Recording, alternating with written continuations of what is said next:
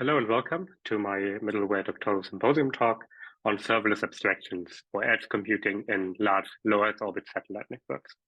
And I want to start with the final term of that, satellite networks. You might be aware that satellite networks and internet from space have been around for a very long time.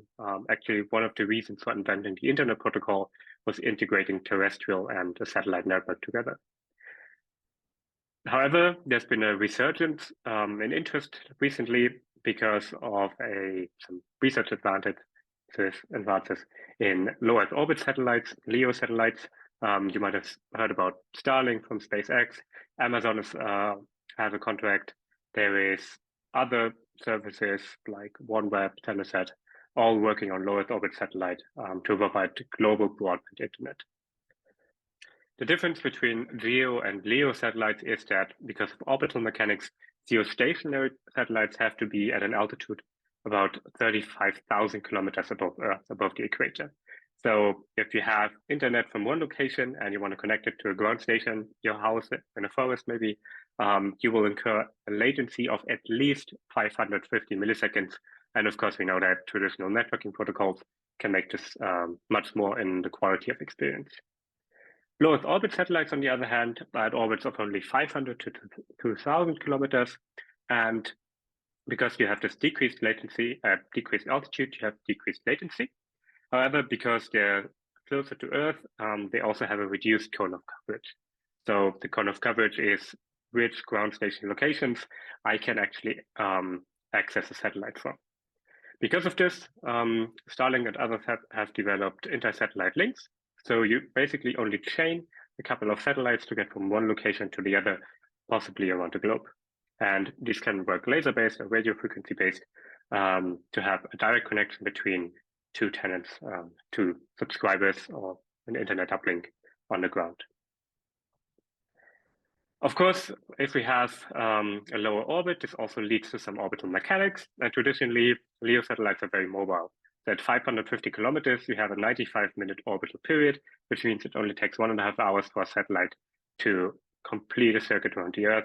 And as you can see, the Earth actually moves beneath the constellation, beneath the satellite, because it also has, a rotation. So to cover the entire globe, or to even cover a single ground station, as you can tell, this ground station in Berlin is most of the time very far away from the satellite. We have to build a constellation of hundreds or even thousands of satellites to cover the entire globe at the same time. Now, in addition to the networking aspects, there's been increasing interest also in LEO satellite edge computing. Traditionally, you would use this inter-satellite chain link to communicate with the cloud, to the internet, but that has quite a long communication delay. Even though they're closer to Earth, you still have to have all these hops from one location to the other to reach the application service. For some applications, it would be beneficial to have a shorter delay using possibly a satellite including an edge server. So this is similar to terrestrial mobile networks using multi-access edge computing, where radio towers run servers. We simply put a server on a satellite and run the application service there. I say simply put, but of course we have to consider a bunch of things. Mobility, the orbital period, the coverage of a single ground station because there's handovers resulting from the mobility, resource constraints of a server in space, fault tolerance constraints of a server in space, multi-tenancy running different application services on there, and scalability of software on thousands of satellites. To this end, there are a few contributions that I make in my thesis. There's 3 layers to this. On the bottom, there's a virtual testbed that we developed and presented at Middleware last year. Then at the middle, there's the serverless abstractions, a platform that has 2 dimensions, both data and compute.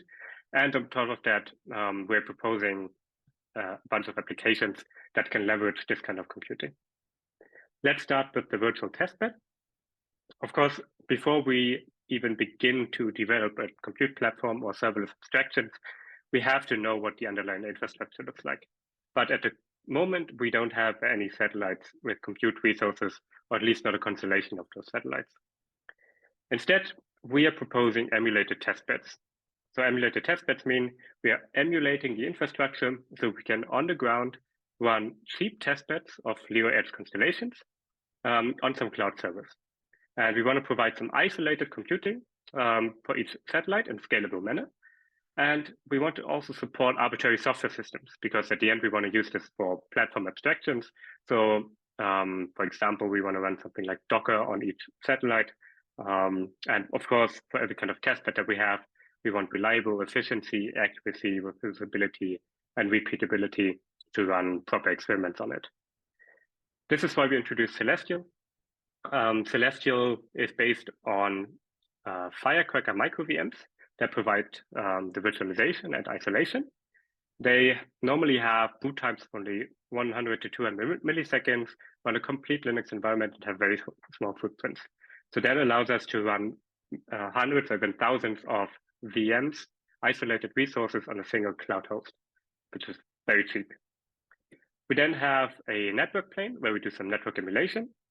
We use an eBPF-based approach, as we've seen that the default Linux network emulation tooling that many testbeds use at this time scales terribly if you want to run 1,000 or even more compute resources. And finally, we also introduced a bounding box that says, okay, if I want to look at a specific geographical area where my clients are, that I want to provide edge services to, I don't at all times need to simulate the entire satellite constellation, and instead can focus on the satellites that are actually near those locations. This isn't trivial, because remember there's orbital mechanics, so we constantly have to suspend and unsuspend satellite service as they move throughout the world. We've seen in our evaluations that this provides the reliability, accuracy, reproducibility, and repeatability that we needed. And because we use Firecracker micro VMs instead of, let's say, containers, we can run all the platform abstractions that we need to run. And this will come in later. This will come in handy later to run, for example, our serverless workloads. And of course, it's fairly cheap. We can run a full satellite constellation in 2 to 3 cloud servers for about $6 an hour, which is great also for students. They can experiment on that without having to break the bank. Let us then move up a layer towards platforms and abstraction, and let's start with data.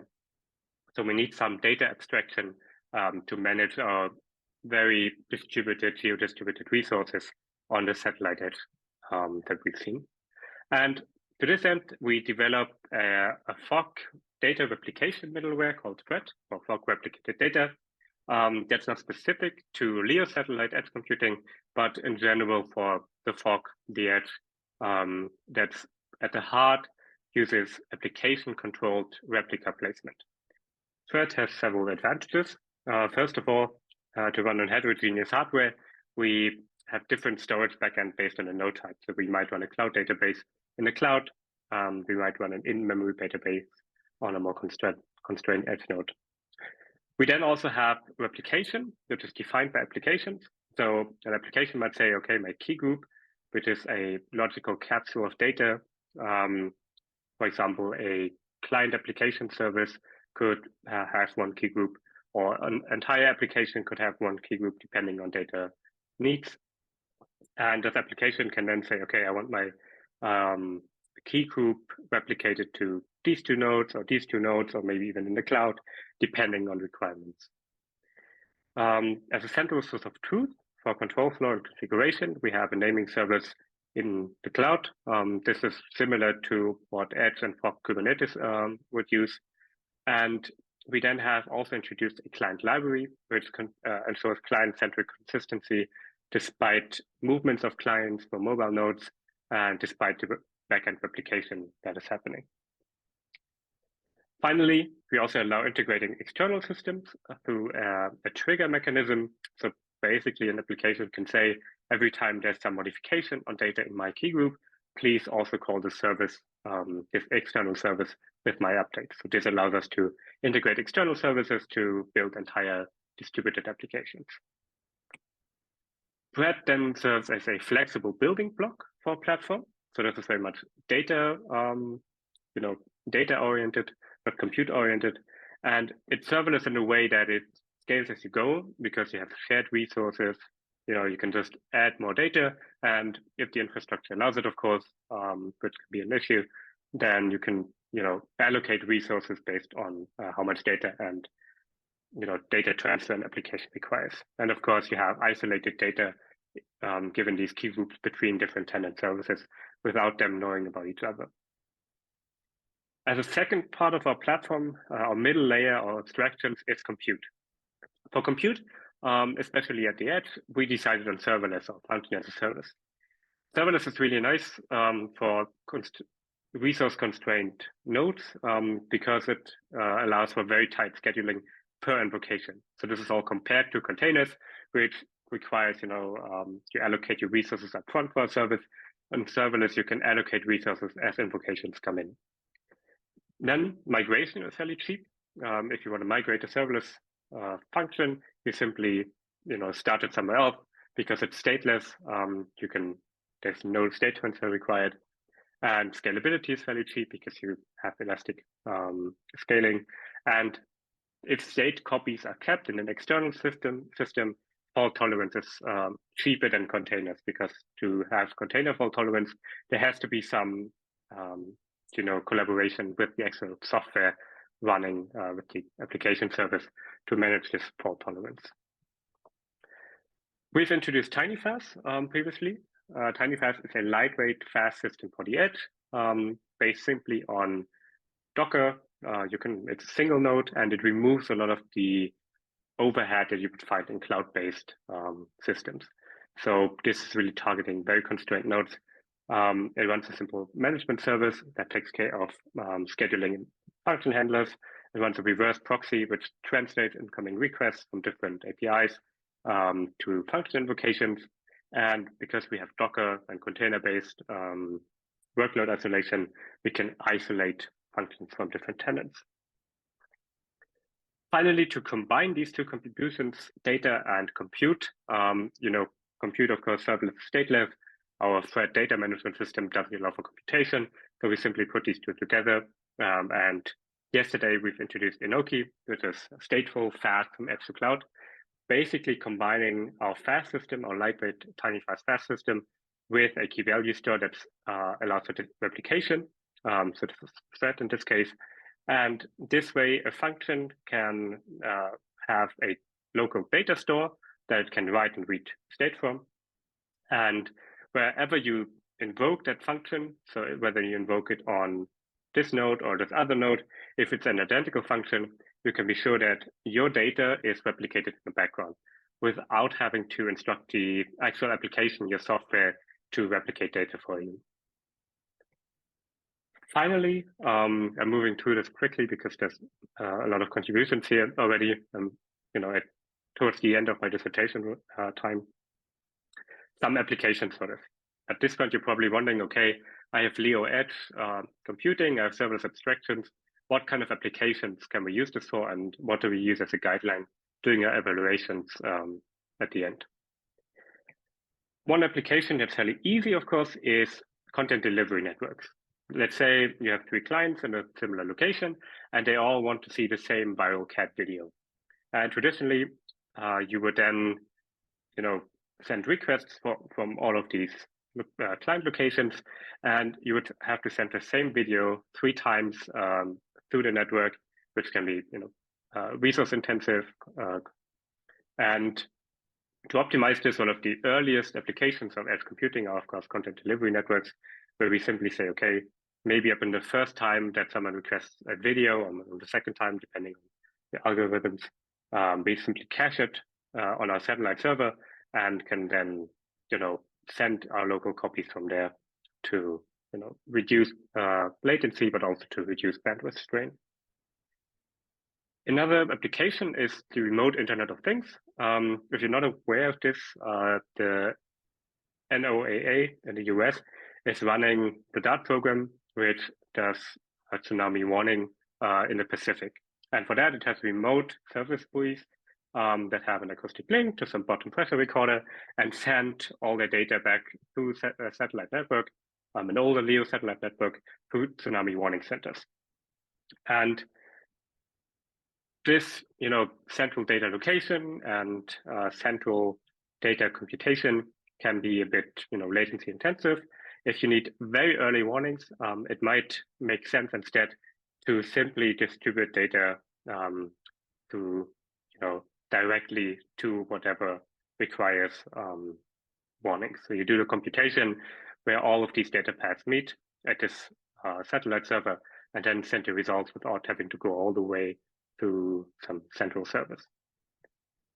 Similarly, for multi-user interaction, if you do metaverse interaction, for example, in different locations on Earth, you can skip the unnecessary backhaul to a cloud system, some centralized cloud location, and instead do a peer-to-peer approach where maybe you need some additional application services that you can't run on the client side, but instead simply run in the middle with in-network computing and edge computing. Finally, if you're not convinced yet, here's another possible use case for these abstractions that we're developing, and that is a possible Mars constellation. So on Earth, of course, we have the cloud, and we can say, okay, it's fine, cloud is good enough for most things. But if we want to have computation on Mars, maybe for human settlements in the future, then it could be much cheaper to, when we send compute resources from Earth to Mars, just to leave them in orbit because they have to pass through there anyway, instead of expensively sending them back to the ground. We've proposed a simple constellation of 81 satellites that can cover the entire surface of Mars. And if you do LEO satellites, you have a global network. But if you do computation, you might also be able to, instead of having a Mars cloud data center, do your computation directly from a satellite edge server. So you have some computation offloading, let's say a rover that sends data through the network, and you can do the processing directly in space. It's cheaper to send processing power and make energy. So these are our contributions from virtual testbeds to our serverless abstractions with data and compute all the way to applications. There's some more work coming up in the future. We want to extend our Celestial testbed with fault emulation. We want to introduce CRDT-based conflict resolution for data. We are looking at virtual stationarity. So this is the concept of migrating data and compute resources against the orbital mechanics of a satellite server. So it's always from an observer on Earth, appears in the same location.